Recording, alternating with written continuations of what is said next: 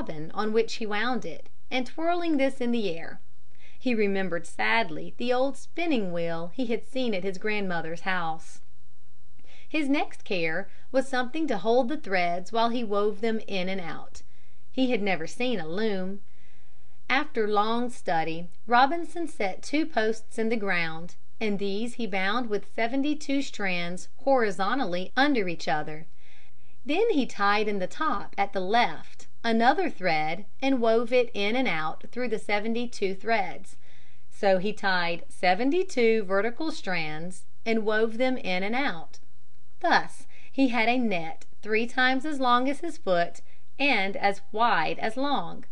He tied the 4 corners together. He made a woven handle for it and put it on his shoulder like a sack, saying gleefully, "This shall be my hunting bag." Chapter 12.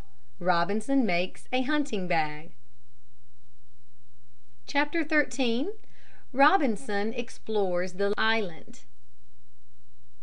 After Robinson made his hunting bag, he was anxious to set off on a journey of exploring the island. So he arose very early the next morning. "Before it is hot," thought he, "I will be quite a distance on my journey."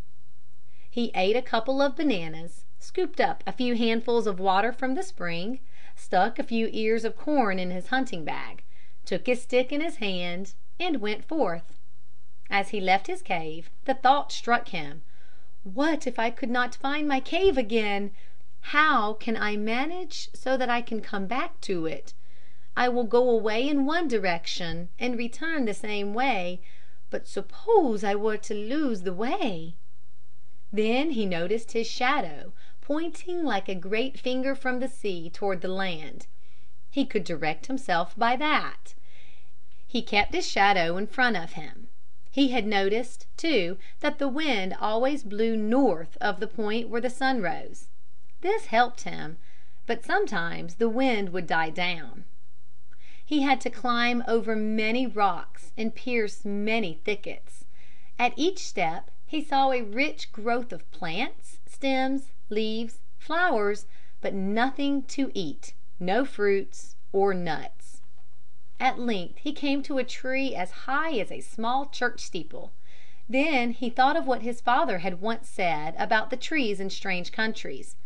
"Many are as tall as a church steeple, and the nuts are as big as one's head." He looked again. Yes, there they hung among the leaves, concealed high above in the crown. But so high it was well that Robinson had learned to climb while on board the ship.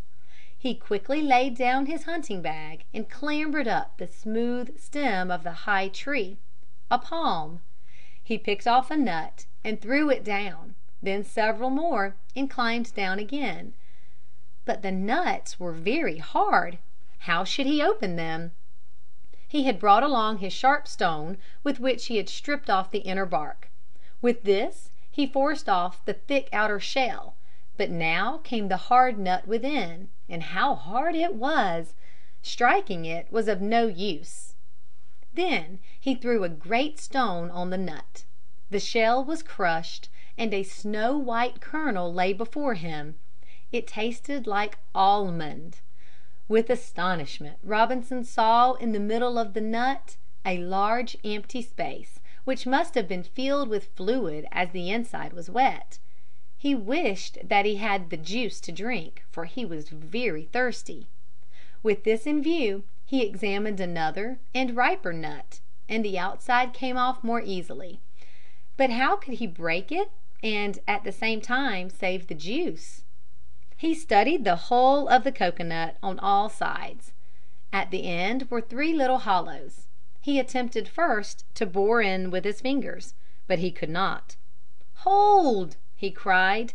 "Maybe I can cut them there with the point of my stone knife." This was done without trouble, and out of the hole flowed the sweet white juice. Robinson put a couple of nuts in his hunting bag, and also the shells from the broken nuts. "Now," he thought, "I shall no longer have to drink from my hand." With this thought he went on his way.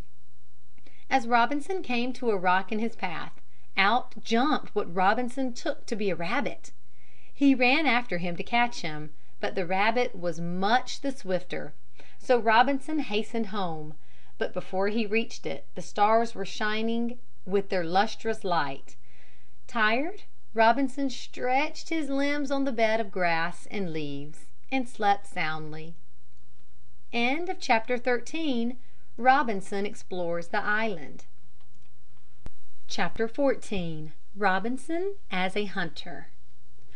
All the time Robinson was confined to the cave he kept thinking about the rabbit he had seen and how he might catch one. Finally he determined to make a spear.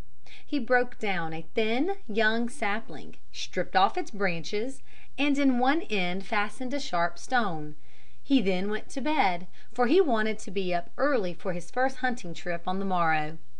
With his hunting sack and spear, Robinson began to creep very, very cautiously through the underbrush. But he did not go far before he saw a lot of rabbits feeding peacefully on the soft leaves and grass.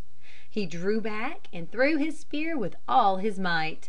But the spear did not reach the rabbits. It fell far short, and the rabbits sprang up and ran quickly away. He tried it several times with the same result. Then Robinson, discouraged, turned back home and ate his corn, bananas, and coconuts without meat. In the meantime he found a new kind of food. He discovered a nest of eggs. How good they tasted to him! But his longing for meat was still very great. "I will try to make a bow and arrow," he said. No sooner said than done.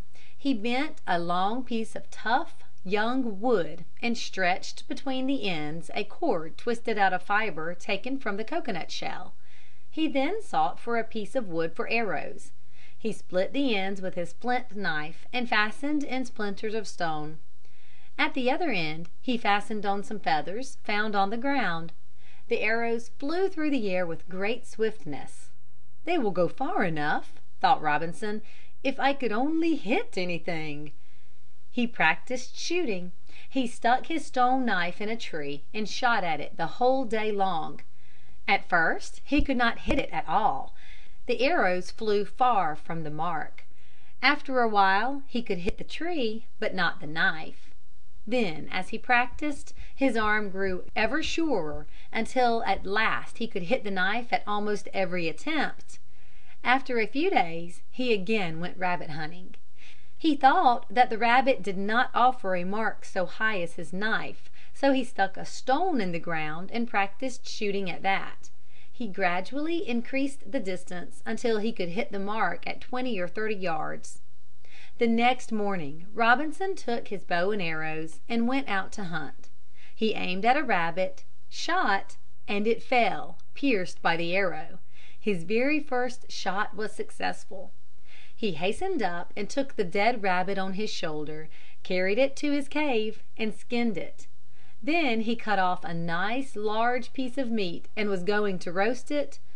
But alas! He had no fire. Chapter 15. Robinson as a hunter.